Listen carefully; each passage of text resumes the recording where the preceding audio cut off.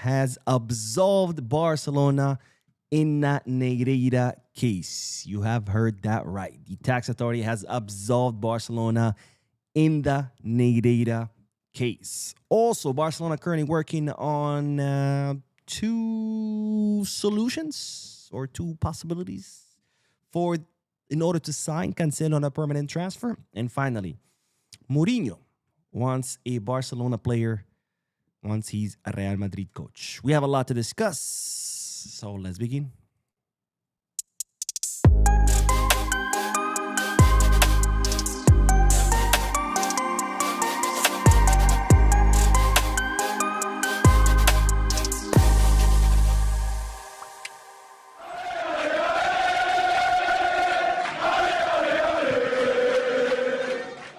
Hello everyone, welcome to the channel. My name is Boo, and welcome to one of my favorite days of the week, which is of course podcast days. Podcast days.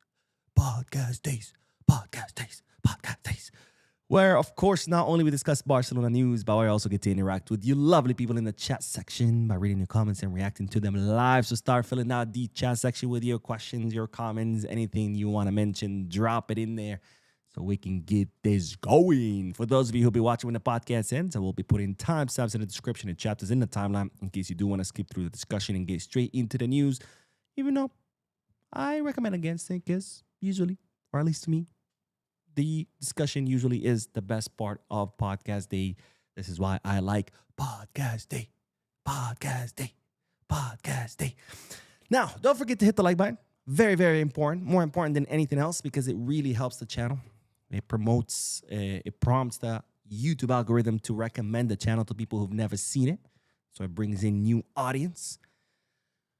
Drop a comment if you're watching this when it ends. Letting me know all your thoughts about the podcast, all the news that I brought you. And finally, make sure you subscribe so you can get notifications and you can watch all the videos that I post. That way you are up to date on our beloved club, FC Barcelona. Oh, and of course, if you want to share the channel, you want to share the video with a loved one, a friend, do it. Why not? Anyways, if you're looking for any Barcelona jerseys, merchandise, or merchandise from any football team around the world, you can head to Kitbag. If you're looking for merchandise from any other sport, you can head to Fanatics. If you're looking to place any sports bets, you can head to Bet Us. All links for those three websites are in the link. When you click on them, you get access to offers, deals that otherwise you would not get access to if you just went straight into those websites. Anyways, having said all that, let's begin with the news. And as always, the first segment of news is comprised of multiple bits of news combined together for the sake of brevity. Starting with the one-to-one update. Now, I know by now you're probably like, Mo, can you shut up about the one-to-one rule? I'm sorry. It's not my fault. The club brings out news about the one-to-one. Well, I got to share it with you. I know. You're probably tired of hearing it. Now, just a quick recap. What is the one-to-one rule? Pretty simple.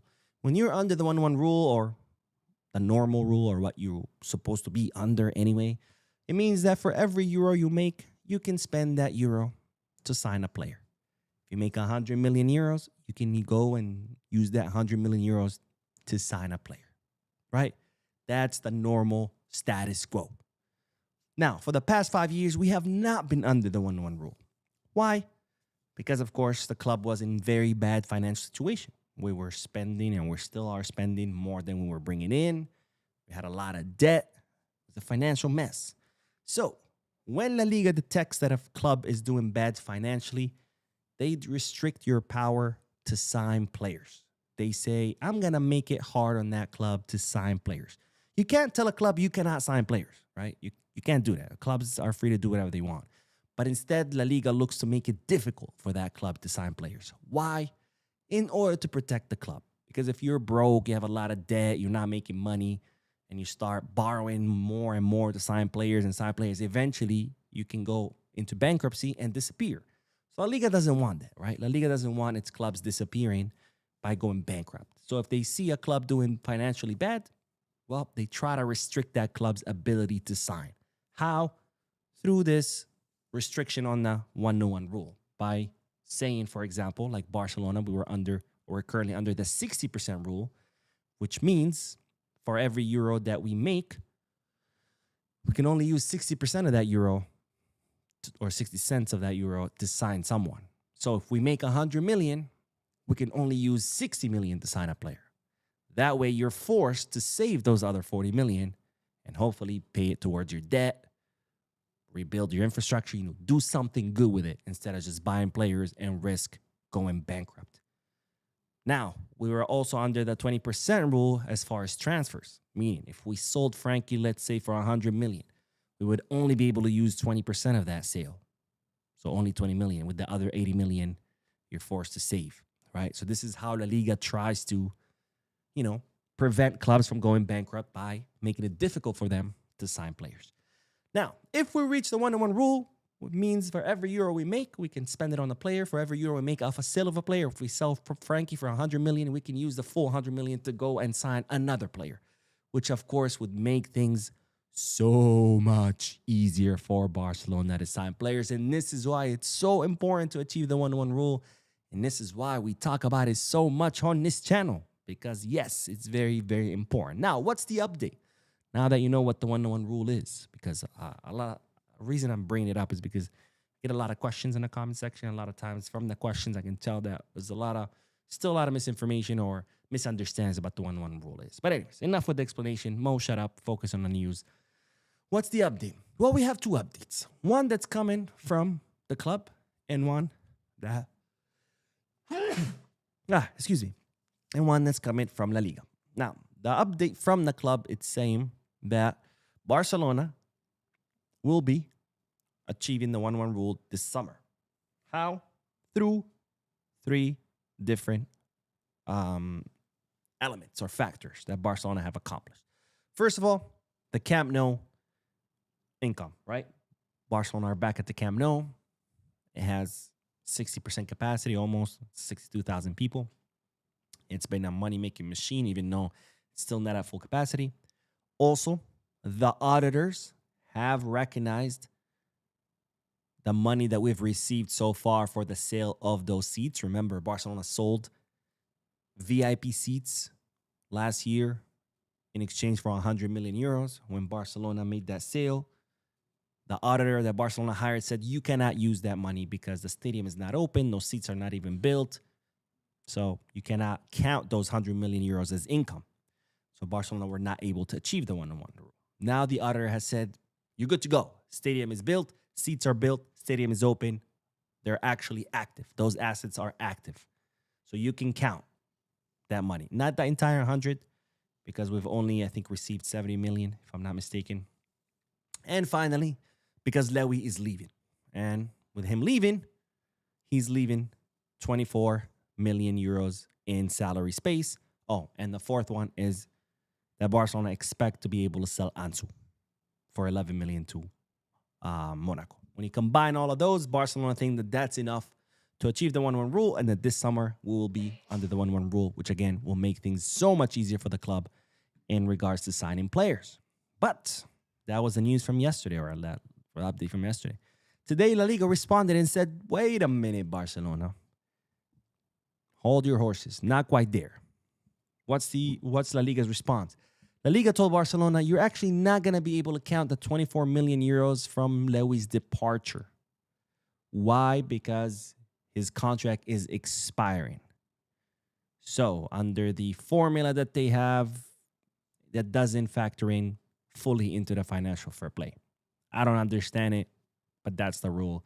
So La Liga said, no. You cannot count Lewy as one of those 4 factors that Barcelona had counted on to come to the conclusion that they will achieve the 1-1 rule. Instead, La Liga once again told Barcelona the 4 things we need to accomplish, which I told you in a previous video. Number 1, that Barcelona receives the remaining 30 million euros for those VIP seats because we've only received approximately 70. That payment is set to be made in June. Once we receive it, we're good to go on that factor. Second factor, that we sell at least 1 player before June 30th. This is where Ansu Fati factors in, right? Monaco want to play that 11 million euro. And that Camp Nou also, that one is still the same. And finally, that Barcelona present a positive and realistic budget for the next season. In other words, Barcelona present the forecast for next season and show La Liga, look, we're actually going to make more than we're going to spend, but it has to be realistic, right? Not like, oh, we're going to make 10 trillion, bazillion, gazillion euros. And La Liga's like, oh, woohoo. No, obviously it has to be realistic. So if Barcelona meet those four things, they'll achieve the 1-1 rule. So that's it. We're pretty much back at the same place before Lewy announced he was leaving, right? Because La Liga had already told us those are the four things we needed. A sale of a player, that we receive the remainder of the money for the VIP seats, that we present a positive and realistic budget, and of course the Camp Nou, which is open. So we're back at square one. So nothing has changed. We can still achieve the 1-1 rule this summer. No problem, hopefully, after 5 years of not being under it. Anyways, enough with the 1-1 rule. Let's move on to the next bit of news because we do have good news. And well, the good news is that, ladies and gentlemen, this is Tebas because I was going to talk about La Liga's version. Already did. But Hansi Flick has signed his contract extension, extending his stay at Barcelona from 2027 until 2028. And that, of course, is amazing news because, well, that means that we get another season of Hansi Flick. Of course, his original contract was until 2026. He extended it till 2027. And now he's extending it till 2028 with an option to extend it until 2029 because, of course, Flick wants to go year by year for several reasons. First, he wants to ensure that Barcelona always has a competitive team and a competitive coach. You know, as we've seen sometimes after a while, things stop working for whatever reason, whether the players stop listening to the coach or maybe the coach's ideas are no longer relevant or whatever. So, you know, he wants to make sure that as long as he's at Barca, the team is doing well, right? He doesn't want to sign a 10-year contract halfway through. He sucks. The team is losing, and now he has to get sacked. And, of course, the main reason is because he is in his 60s. He wants to retire pretty soon. He has said Barcelona is his final club. And, of course, he wants to spend time with his family. But the good news is another season of Flick until 2028, possibly 2029. And, of course, however many years Flick gives us, I'll take it. Would I rather a longer contract? Of course. But hey, another year is another year of having this absolute of a gem who rebuilt our team with absolutely nothing and has brought us back into glory years. Now, the last bit of news in this one is a devastating news, and it's devastating news for Fermin Lopez because the club has confirmed that Fermin, during that match against Real Betis yesterday, suffered a fracture to his fifth metatarsal of his right foot, and therefore he will have to undergo surgery to address that fracture, and most likely he will be out for 2 months. So this, of course, means no World Cup for Fermin Lopez.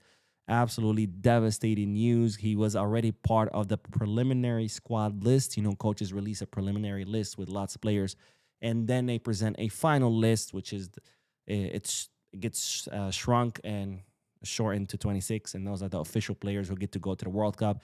It was expected that Fermin was going to be on that final list, and it looks like now he most likely won't be because, again, the recovery time for that kind of surgery is 2 months. So really bad news for Fermin Lopez that he will miss the World Cup, especially after the incredible season that he had. It was expected that he would be, he would have an important role on the Spanish squad. And, you know, to not get to go to the World Cup a few weeks before, that is just absolutely devastating. You know, it breaks my heart for Fermin. If there's anyone that deserves to go to World Cup, is him, especially with his work rate, with his intensity, with how he just gives it his all. You know, a player that 2-3 seasons ago was nobody. Barcelona had to send him on loan to a second division team. Came back, clawed his way into the first team, and has now become a definitive starter for Flick. An incredible player who, again, was expected to have an important role in the Spanish team and probably could have made a difference on the Spanish team in the World Cup. And unfortunately, he won't be able to go. And it's even more bad news because Spain, I think, really have a good chance of winning the World Cup. And if they do end up doing it, you know, to have missed the World Cup and see, you know, your team win it without you, I think that would be absolutely devastating. But very, very bad news for Fermin. I wish him, of course, a speedy recovery. And who knows? Maybe he's able to recover and make the end of the World Cup. I hope so, even though it's not looking likely. All right, let's start with the comment section, and then we are going to talk about the Negreira case because, ladies and gentlemen, Barcelona have been absolved in the Negreira case by the tax authority. I got all that juicy details for you. But first, let's start with the Rey Ramos. Thank you so much, my friend, for always supporting this channel. Thank you for your generosity. But Rey Ramos says, happy Monday, Barca family. I don't think we ever stop hearing from Negreira case. I've read Madridistas comparing it to the OJ case. Regardless the outcome, this case did stick to Barca's image. Maybe we can sue later. Absolutely. I think we could definitely sue. Because remember, all these, including Florentino Perez, by the way, Florentino Perez, Arbeloa, and all these like Madrid pundits, journalists, YouTube personalities, whatever, they treated this case from day one as it was a verdict, as opposed to an investigation, and they treated it like, oh, Barcelona's guilty. Of course they bribe refs, and it's like, when you're making those kind of statements, when you're making accusations without any basis, you are committing, well, defamation or libel, depending on if it's spoken or written. And Barcelona will absolutely have grounds to sue, and I really hope they do. And I really hope they sue all those people into the ground. I hope they've been saving so Barcelona can make money. Now, of course, as far as your average Madrid fan, look, most of these idiots on social media, I would even gander to say 90%. If you ask them what the Negreira case is, I bet you they can't even give you the actual details of what it is. They just know the word Negreira and that Barcelona supposedly bribe referees, and that's all they got, right? That's what they use to just scream. They just want a word to scream, right? Because they're too stupid to argue, or not argue, I should say debate. They're too stupid to sit down and say, okay, yeah, this is what Barcelona has achieved. This is what Madrid has achieved. This is why I think this team is better than that. They're too stupid to do that, right? They're too stupid to think. They're too stupid to formulate a thought, let alone articulate it. So, of course, the easiest thing is, hey, I think Barca was better because this. Hey, I think Messi's better than right? Because, again, these days, unfortunately, most people just don't want to think. They don't want to even research topics, prepare themselves, understand and something better, come up to the right conclusion, debate that conclusion, defend it. People are too lazy, too dumb, too distracted with social media, too distracted with materialistic things to think or to reason. So they just want an easy way out. And, well, what's an easy way out to debating that the total dominance of Barcelona the last 2 decades? Negreira, right? Do they even know what Negreira is? No, they probably can't even spell Negreira. But again, that's just the world that we're at. People getting dumber by the day as technology continues to advance. Can you imagine that? I never thought that technology would make us dumber. But anyways, thank you, my friend, for your donation. And Nathan Forts now says Barca is having a difficult time finding Lewandowski's replacement on the left winger, hoping it's not Rashford Bisca Barca. I do have an update about Lewandowski's replacement, a really good update, but that's going to be in the next video. So stay tuned to the channel. And P4K Chema says, I heard Flick had a convo with 4+ players, Balde, Conde, Rooney, Casado, etc. They might be on a move. Who knows? I don't see Balde or Conde going on the move. If Flick did have a conversation, I see him having that conversation to be like, hey, you guys need to tighten up. As far as Rooney, it could be like, hey, maybe it's better for you to go on the loan. As far as Casado, I don't know. I feel like Flick wants to keep him because he is a different profile. But on the other hand, he's not really getting minutes. So I understand his desire to want to leave. We're going to have to wait and see. Joe Alloy says, good evening from Guyana. Mo, can you cover the Senesi news in a video? Heard Deco was meeting with... No. Senesi is been ruled out. First of all, Senesi was never a main option, right? Senesi was always an option B, where if Barcelona cannot bring a defender, Senesi would be an option, kind of like last-ditch effort, like, okay, fine, this guy's free, let's bring him. We weren't able to bring anyone. Second of all, Senesi has already rejected all offers outside of England. He wants to stay in the Premier League. And third of all, and most importantly, Senesi has already agreed to join Tottenham. So no. David Blandon says, Mo, you think we can get Guardiola after Flick? No, Guardiola has always made it very clear he doesn't want to coach at Barcelona again. So, no, I don't think that's realistic at all. And Java the Hut says, what do you think about Mourinho going to Real Madrid? I think his ego is going to clash with the others and make the situation worse. I think it's going to be a shit show that I'm very looking forward to watching. Very, very looking forward to watch it. Look, whether his ego clashes or not with these players and whether he's able to control this locker room or not, it doesn't even matter because Mourinho is finished.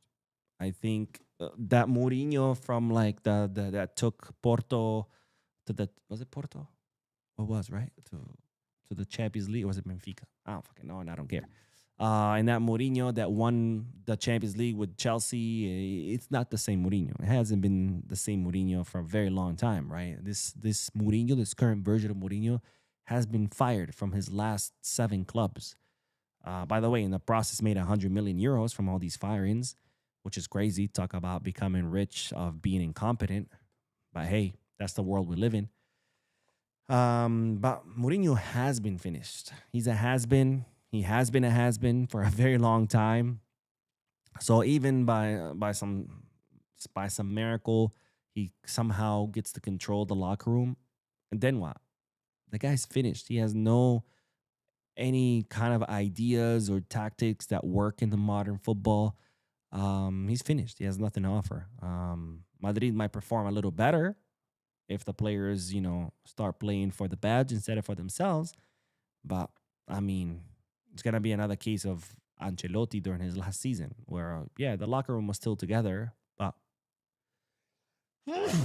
without any system, without any structure, what's the point?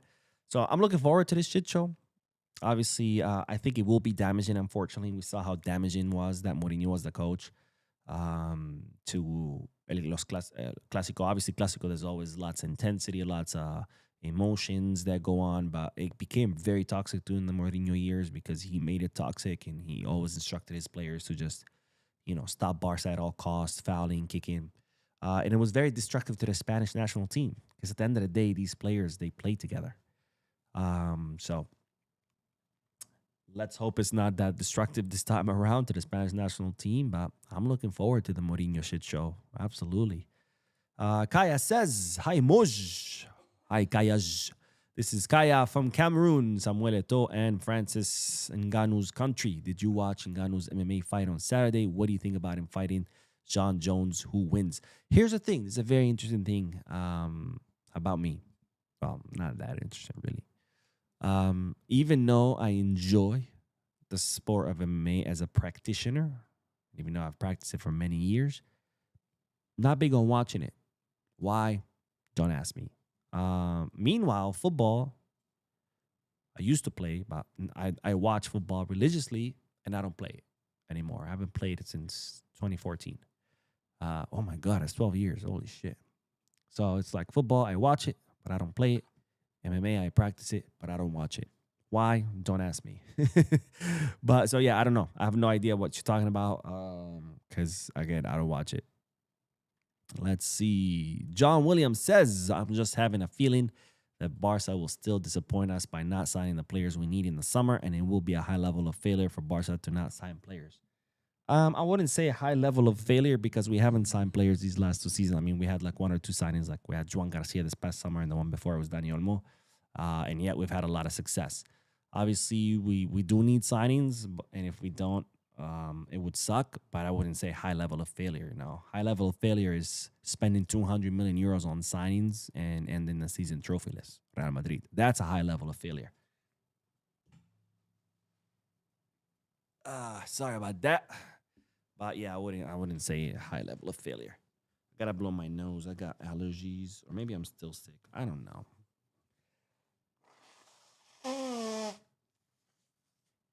All right. Now with that out the way, let's get back to the news because we do have to talk about the big bombshell today. Because, ladies and gentlemen, Florentino Perez, El Cono Arbeloa, and all of you Madrid pundits analysts and journalists who beat the Negreira drum, who assumed that Barcelona were guilty of something that there was no evidence of. And that went on for years, accusing Barcelona of bribing referees without any basis, without any evidence. Get ready. Because I hope to God that Barcelona sues the crap out of you for defamation and for libel.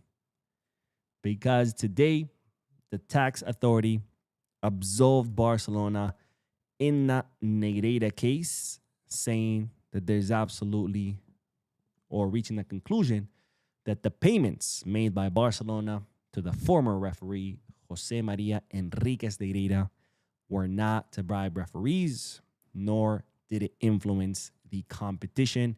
And as such, there is no basis for a sports corruption charge. Now, if you're wondering, why is the Spanish taxing authority making this conclusion? Because, for those of you who don't know, like 99.9% of Madrid fans who don't know what the Negreira case is, don't know anything about it, but they love to scream it from the top of their lungs because they're too stupid to form an idea, articulate their ideas, or debate in any way. So the only way they can get out of debating and speaking in a intelligent way is by screaming Negreira. Well, for those of you who don't know, the Negreira case started with the taxing authority. The taxing authority was auditing Negreira. Negreira is someone who has a lot of companies, a wealthy man. And then we're doing an audit. And if you don't know what an audit is, that's when the tax authority of your country goes through all your financial records of every single business, every single company you have to make sure that you reported the correct income and as such that you paid the right taxes. Because as the saying goes, there's only two things certain in life: death and taxes. And I don't know about the rest of the world. I'm sure it's the same, but at least here in the US, you can get away with murder, but you cannot get away with not paying your taxes. For example, Al Capone, one of the biggest mafia bosses in history, he didn't go to prison for all the murders he committed or the drug dealing or the trafficking or all the dozens and dozens of the horrendous things he did. He went to prison for tax evasion, right? Because, again, the government will forgive you killing and raping and selling drugs and doing all of that. But one thing they will never, ever, ever forgive is you not paying your taxes. Now, the tax authority was doing an audit of Negreira, of all his companies, making sure that he paid his taxes. And that's how they came about the Negreira case. And that's where the investigation began. And this is why it's here, the tax authority, who's also been investigating this, the Negreira case for many years, have come to this conclusion. It was later then prosecutor's office then opened their own case, but that was based on false evidence that Javier Tebas, La Liga's president, presented, right? Because they're investigating something else. They're investigating a former board member of Barcelona, something completely unrelated. He's deceased now. And when they came across his paperwork, they found this piece of paper written on it. It was banks' names with bank accounts and initials. And Tebas took that to the prosecutor's office and he said, look, here's evidence that Barcelona were bribing referees. These are the bank accounts that Barcelona were using to pay the referees. These initials are, he started making up initials. Oh, these initials for this guy and this initials for that guy. And that's how the prosecutor's office ends up opening the case by Tebas misrepresenting the evidence. When in reality, it turns out, and this could have been solved in 5 seconds, in reality, this was a sheet of paper of the deceased that he had left amongst his documents to let his family know where his money was. It was a list of all his bank accounts, the bank account numbers, and what banks are there located at, and who was the bank agent or bank employee in charge of each one of those accounts. Kind of like, hey, when I die, here are all my bank accounts. This is the banks that there are. Speak to this person so you can get the money out because I'm dead. That was pretty much it. It was that sheet of paper. But Tebas took it to the prosecutor's office and was like, no, this is proof that Barcelona. By the way, the document had nothing to do with Barcelona. This was a personal document of the deceased who happened to be a board member many, many years ago. But anyways, that's neither here nor there. The investigation initially started with the tax authority, and after years of investigation, they have found that the money that Barcelona paid Negreira's company, one of his many companies, was not used to bribe referees, nor was it used to influence the competition. I'll say that again. The money that Barcelona paid Negreira's company was not used to bribe referees, nor was it used to influence the competition. Something, of course, that we've known for quite some time because the prosecutor's office has had its own investigation for 3 years now. There's been zero evidence of any wrongdoing. What we do know is that Barcelona paid one of Negreira's company, because one of his companies is a consulting company that makes or produces reporting referees. These are reports that, about a ref. Oh, this ref, he was very stringent on these kind of fouls. This ref likes to really give out yellow cards. This ref is very strict with this thing. This ref is very strict with that thing. If you speak to him, he's gonna give you yellow. Those kind of reports, and that's what Barcelona were paying his company for refereeing reports. 7.5 million euros over 18 years, which of course Madridistas forget that part. Over 18 years, they're like 7.5 million. So of course, 7.5 million alone sounds like a lot of money, but when you divide it over 18 years, it's about 300K a year. You really think any club can buy referees for 300K? Remember, there are 20 referees in first division. 20. They each make 300,000. That's their salary. They make 300,000 a year. And you think with 300,000, you can bribe 20 referees who collectively make 6 million? The math ain't mathing. The math ain't mathing. Maybe you can bribe one ref for one match with 300,000. And what about the other 37 matches? Maybe you can bribe them for 2 matches, 150, even though, I don't know. It's a little risky, making 150K when your salary is already 300. You're putting that at risk. You're putting your liberty at risk. Okay, you bribe them twice. Cool. What about the other 36 matches? Plus, assuming that ref even refs you twice. Some refs only get to ref Barca once. But anyways. Also, there hasn't been any evidence of any money moving between Negreira and refs, right? So that's when the judge who was supervising the investigation came up with the bright idea. I was like, oh, I know. Since we cannot find a single shred of evidence that the money went from Barca to Negreira, from Negreira to the refs, I know. I got an idea. I know how Barcelona influenced the competition. It's through promotion and demotion. In other words, Barcelona would pay Negreira, and then Negreira would promote referees who were willing to help Barca, right? Because when you go from being a second division ref to a first division ref, your salary increases by a lot. So you're not paying the ref directly, but they are making money, right? Because they're getting promoted. Well, that hypothesis lasted about 5 seconds because turns out Negreira had no power over promoting or demoting.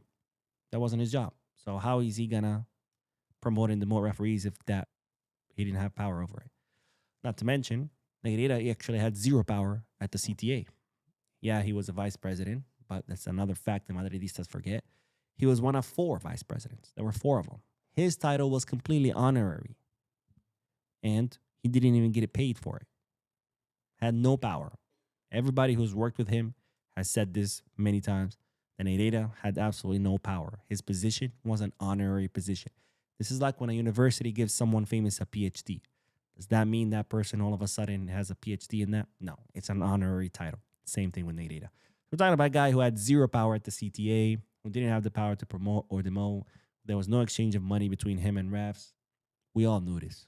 We all freaking knew this. But of course, Madridistas, they don't care about what the truth is or what it's not or get into the bottom of it. What they care about is having something to scream back when confronted with the reality that Barcelona was dominant for 2 decades. That Barcelona was a much better team for 2 decades. They cannot stomach that idea. No, neither can they debate it. And because they can do neither, well, their response was like a petulant child, scream at the top of your lungs, Negreira, Negreira, Negreira, even though they don't know what Negreira is. They can't even spell the word Negreira.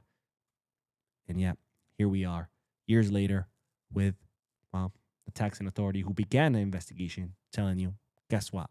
Barcelona didn't do anything wrong. Now, is this going to stop these morons from screaming Negreira? Of course not.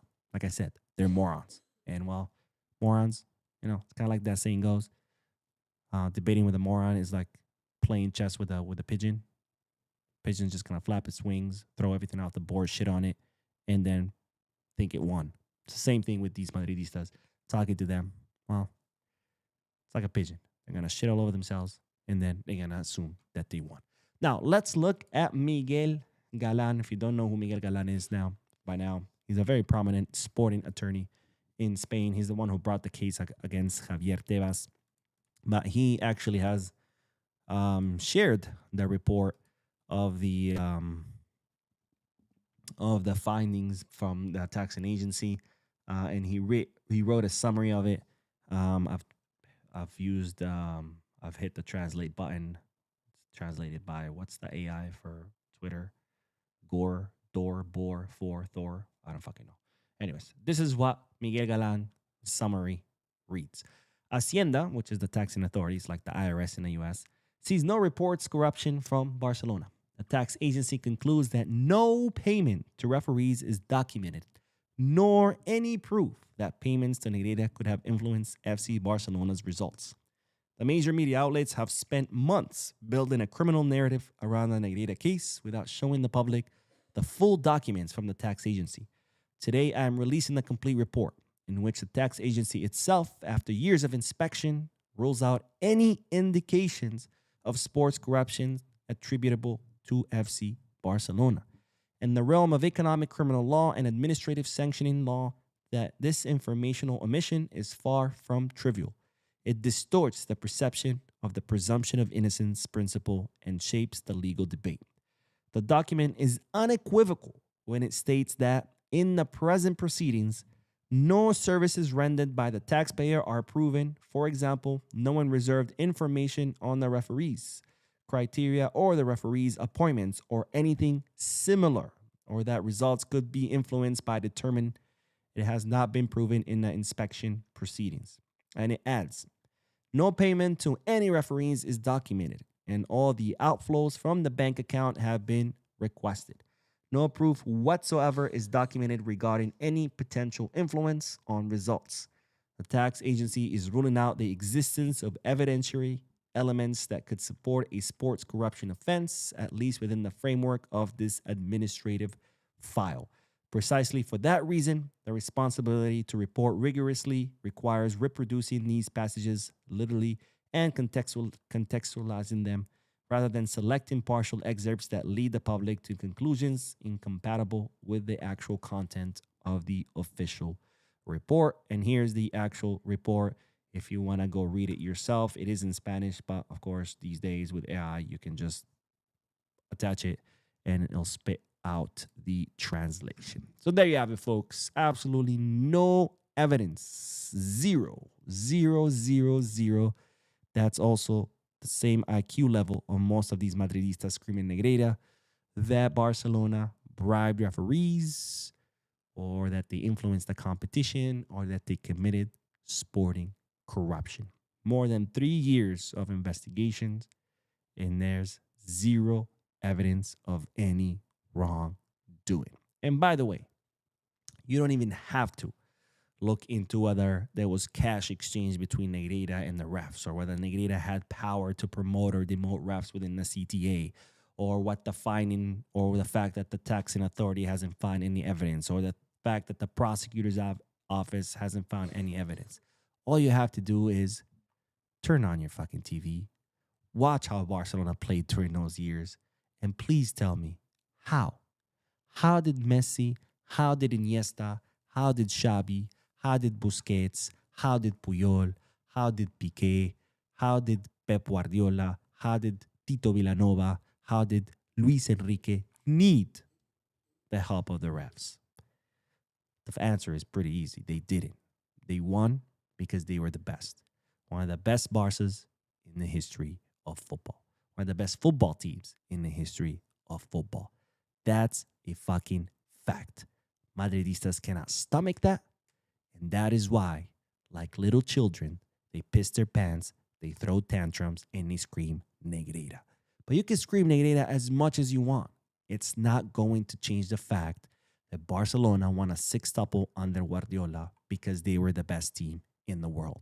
That Luis Enrique won a treble because Barcelona were the best team in the world. Something that your team, your club, will never even dream of because a mediocre club like Madrid, all they know how to do is cry. And while you guys were busy crying, we were busy winning. And that's not going to change no matter how many times you scream the word Negreira.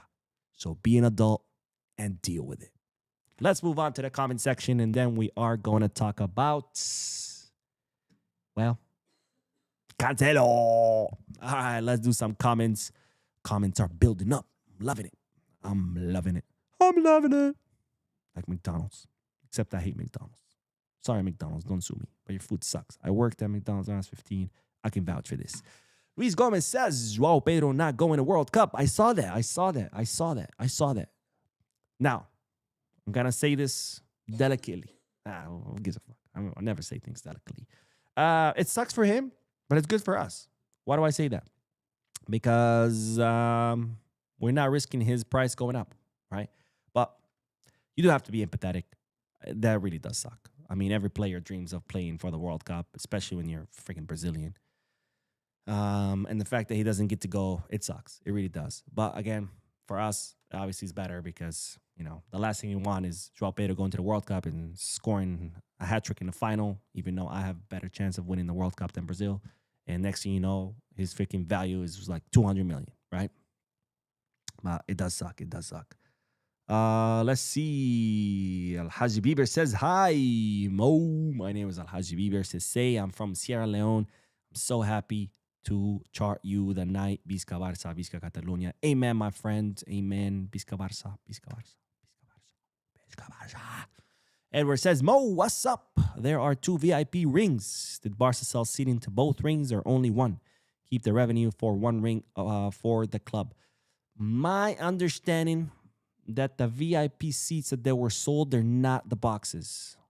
They're down because the VIP, the rings you're talking about, those are VIP boxes, not VIP seats, right? A box is different. It's a suite. It's a living room. It's a little like a kitchen area. They bring you food. And then there's a balcony that you can go out and obviously watch the match. Those are being leased out for 10-year leases. And most of, obviously, the lessees are obviously corporations, right? You lease it, and then you can hold events, you can rent it out, you can sell tickets to it. My understanding that the VIP seats are the ones who are down by the pitch because there's a whole section of VIP seats that are right at the the 50-yard line. Not really 50-yard line, but the halfway mark. My understanding it's those seats, the ones that are like super close to the pitch where you can smell the players sweat and you're like, ugh, you guys stink. But hey, you get a good view. Peter says, Mo, this is my first time on your live podcast. This is massive. Next season promises to be challenging, especially with the acquisition of Jose Mourniho to Real penalties. Nah, like I said, I'm looking forward to that shit show. It will be a shit show. It will be a shit show. I'm looking forward to it. I like another. We're talking about 2 seasons of this Netflix show, circus, called Real Penalties. I'm looking forward to season 3. Looking forward to it. But welcome to the podcast, my friend. I hope you join us more times. And All Basketball TV says Messi won the World Cup because of Negreira. Everything's according to Negreira. Let's see. David says, Mo, is it true that Julian has told Atletico Madrid he wants to come to Barca? Saw it from a Chiringuito social media. Yeah, I reported about that in a previous video. He did meet with Atletico and said, look, guys, I have doubts about this project. You guys suck. Cholo Simeone sucks. I'm paraphrasing. And I have met with Barcelona, letting you guys know. Yes. Does it matter? No. Atletico Madrid don't want to sell. And if they do end up selling, they're going to want 150 million, which obviously we cannot afford. Let's see. What else? NBA 2016-6 says, Mo, when will we stop hearing about the case? Well, hopefully soon. You know, we have the taxing authority closing the case and saying that's it. We're good to go. hopefully we'll see the prosecutor's office follow suit and close the case as well. But Choo-choo, what the let's fucking go. Thank you so much, Choo-choo, for supporting the channel. It's always good to see you in the comment section. Thank you for your donation. But says Choo-choo says Brazil is about to be a clown show. Nay for Pedro. That's why I said, my friend, I have a better chance of winning the World Cup. Not as a member of a team. No, me as a person. Like me going down to the stadium and me playing against like 11 professional athletes, and playing every match and winning it, and then winning the final by myself. Can you imagine one player, like, not even a player, one old ass dude from YouTube, playing against 11 top of the world athletes in the final? Obviously, the chances of that happening is zero. So yeah, and I still have a better chance at winning the World Cup. Oh man. What is it with Brazil? So much talent, so many amazing players. Maybe it's too much talent, right? Maybe it's too much. I think they're very heavy up top, and that's the problem with Brazil's squads these last World Cups.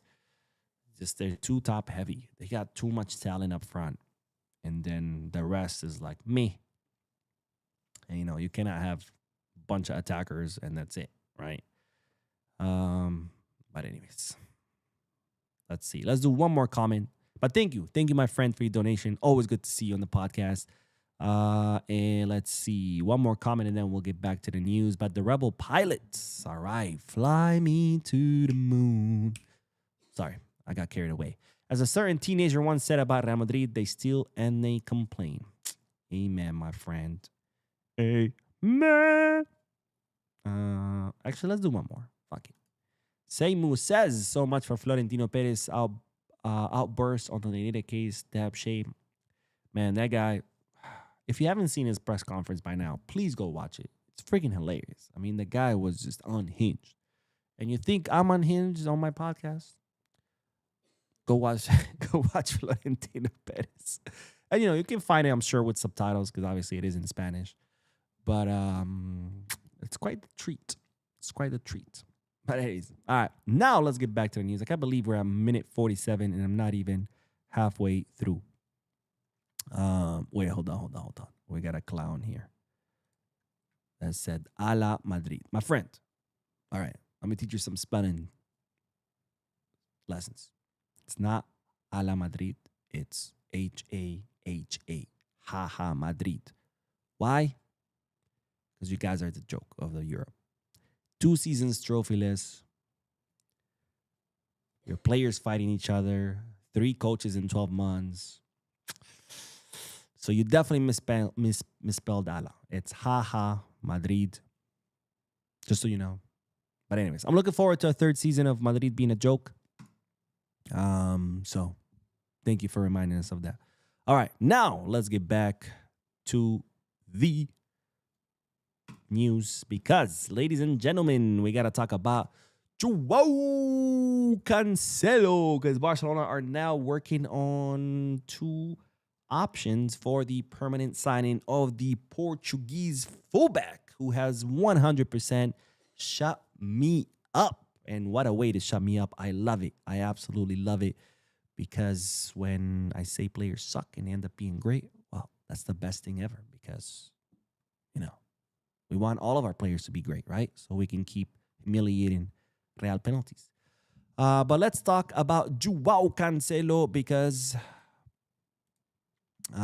we do have to talk about his signing, right? Barcelona want to keep him, as they should, because Cancelo has been absolutely amazing ever since arriving at Barcelona during the second half of this season. Of course, Barcelona don't want to pay the 15 million euros for Al Hilal, but Al Hilal are insisting that either pay or go home.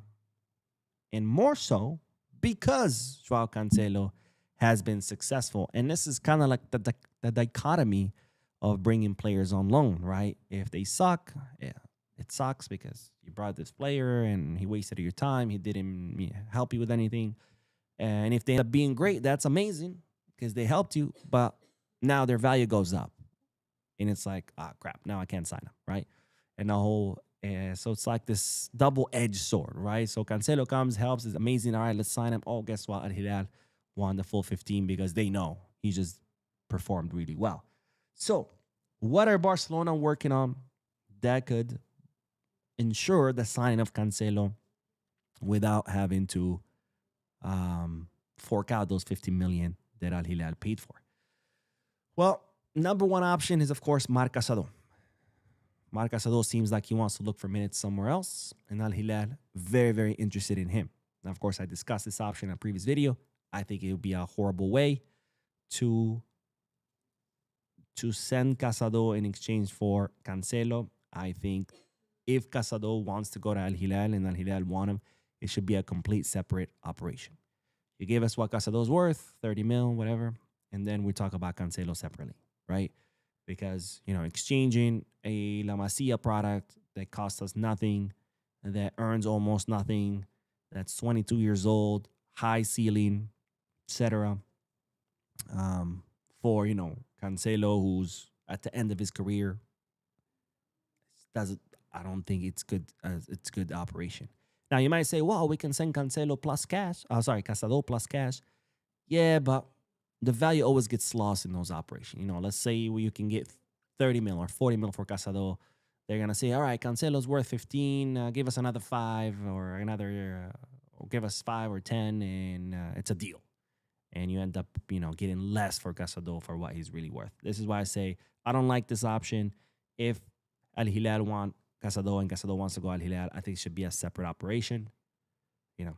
Sell the Casado to them. You get what he's worth, 30 mil, maybe 40 since Saudi likes to overpay. And then we talk about Cancelo. The second option is, of course, waiting or kind of counting on the institutional change that Al Hilal might be going through and take advantage of that situation to get yourself this signing. Now, what do I mean by institutional change? First of all, their coach, Inzaghi. It's not guaranteed that he's going to stay. They're saying if they win La Liga, he might stay. La Liga, the Saudi League, he will stay. And if they lose, he might get fired. Also, if he does get fired, who's going to be the next coach? We also don't know. Then they're also looking to change sporting director. Who's it going to be? We still don't know. So there's a lot of change looming ahead for Al Hilal. A lot of uncertainty. In Barcelona could look to capitalize on that and just go directly to the club and be like, look, while you guys figure that out, give us Cancelo. And the club might say, you know what? I have too much to think about. Here, take him for less or whatever. I don't give a shit. So that's kind of like what Barcelona are banking on. I think as time goes by, it favors us.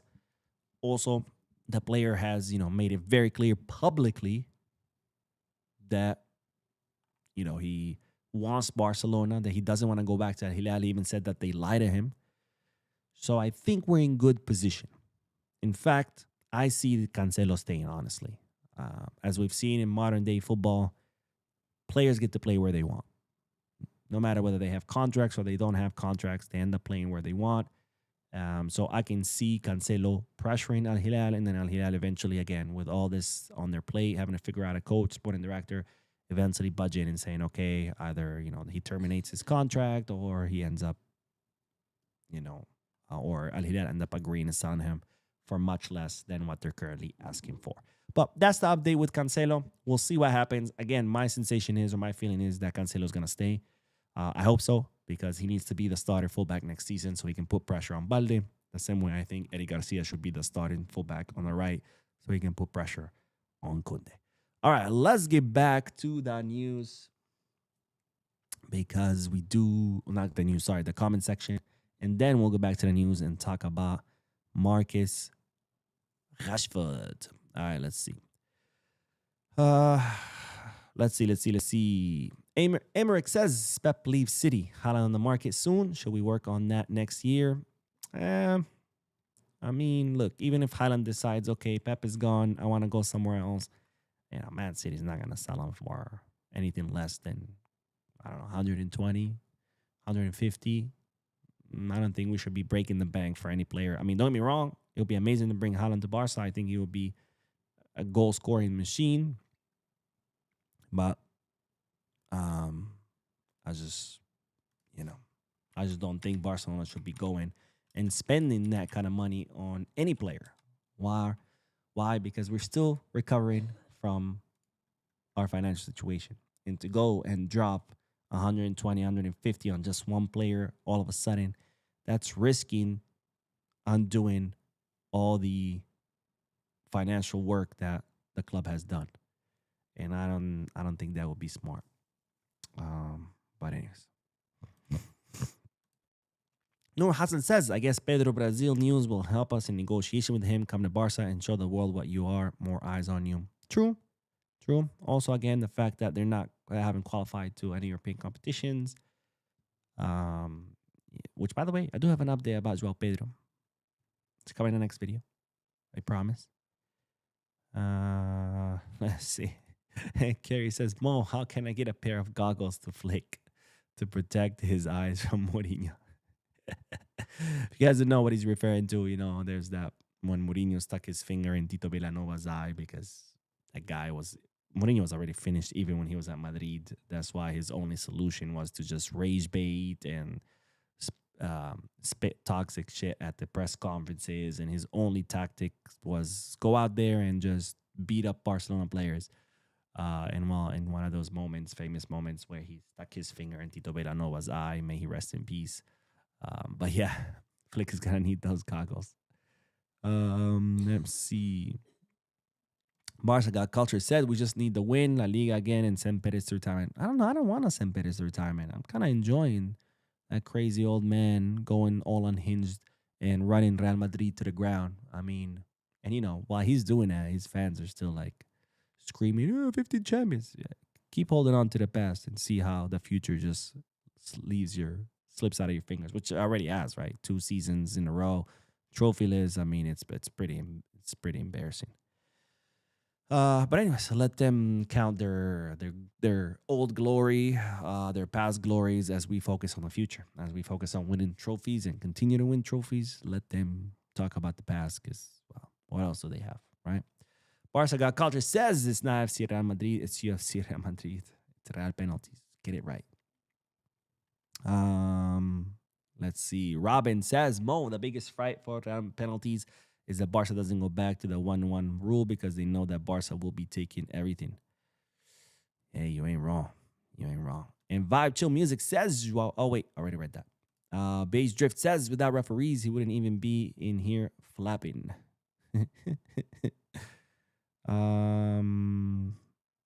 Let's see. Luis Gomez says, King, adjust your troll in his children level. Step up your game. Come on, guys. He's a Madrid fan. You're asking too much. John says, good morning, Mo. I'm Jay watching from Zambia. Why was Fermin substituted early during our last game? Because he got injured. He broke his... he has a fracture in his foot. He's going to undergo surgery. And unfortunately, he will miss the World Cup. Very, very terrible news for Fermin. All right, let's do the last bit of news. Then we do a few more comments, and then we'll end this wonderful podcast. Wonderful because of you guys, not because of me. I'm just a crazy guy who likes to yell at his camera. But let's talk about Marcus Rashford. And if you're wondering why is Jose Mourinho's picture on my feed, if we're talking about Marcus Rashford, that's because The Independent, which is an English media outlet, I think it's a newspaper, right? Yeah, it is. Have reported that the incoming Real Madrid coach, Jose Mourinho, wants to sign Marcus Rashford. Now, it's not official that Real Madrid will sign Jose Mourinho, but there's a lot of talks that this is about to happen. Obviously, Arbeloa is not going to remain the coach because he's not a coach.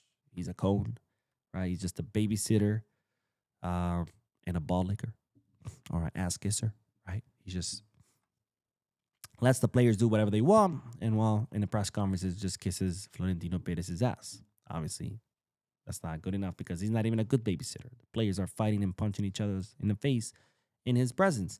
So obviously, Arbeloa is not going to be remaining coach. Sad. It would be nice to continue watching a shit show with Arbeloa at the helm, but it's looking more and more likely that it's going to be Jose Mourinho, the next coach, which again, I'm definitely looking forward to because I'm excited as Madridistas are for this, I don't know why. This guy's been finished for years. He's been fired from 7 clubs. 7 clubs. Talk about incompetence left and right. He's back in Portugal. He has coached in Turkey. He got fired from Turkey. Who gets fired from Turkey? Just kidding. No offense to any Turkish people who watch me. But, this is not the Jose Mourinho from the Chelsea years or prior, right? This is a Finnish coach with no ideas that fit the modern football.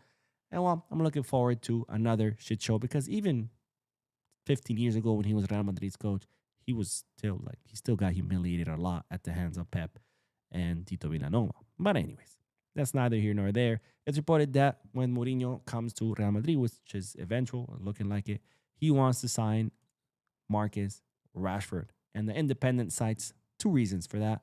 The number 1 reason is, of course, Mourinho does know Rashford from his years or from when he coached at Manchester and also got fired because, again, guy is finished.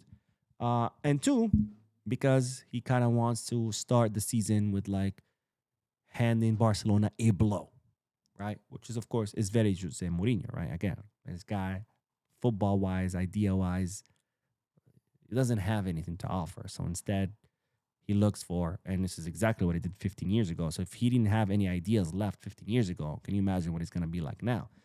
So his only thing to offer was, well, psychological warfare, right?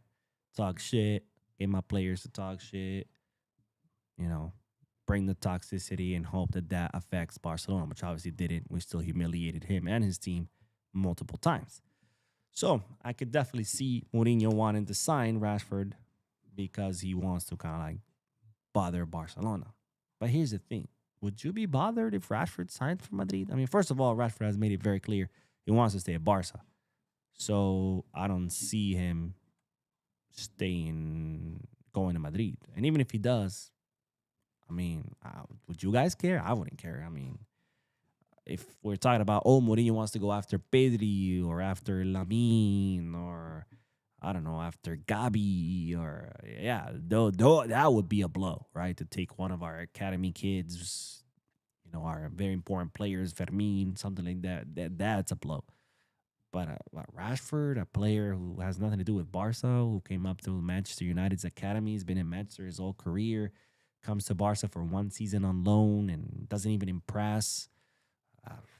You guys can take him. Shit, I'll deliver him myself. But anyways, that's the news. Mourinho wants Rashford because he knows him from the Man U years, and of course, because he wants to bug Barca, even though I don't see how that would bug us.